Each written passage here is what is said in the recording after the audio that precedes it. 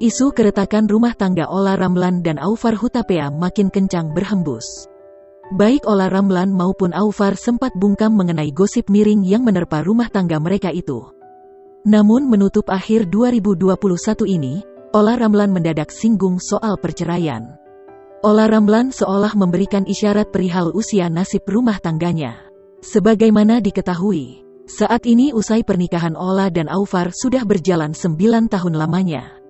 Ola tak menampik apabila saat ini, dirinya dan Aufar sedang berjuang untuk mempertahankan rumah tangga mereka. Jika usaha mereka berhasil, maka usia pernikahan keduanya akan berlanjut hingga ke tahun berikutnya.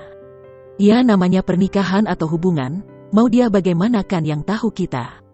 Maksudnya kalaupun aku nanti bertahan sama Aufar sampai di 2022, kalau 2022 saya masih sama dia, ya berarti kan aku tetap bertahan, berarti kan 10 tahun, ucap Ola di depan Feni Rose.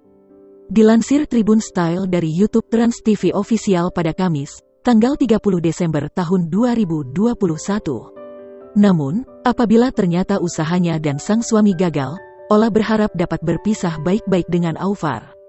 Kalau misalnya aku sudah tidak bersama dia, misalnya aku berpisah, aku ingin semuanya baik-baik, tambahnya.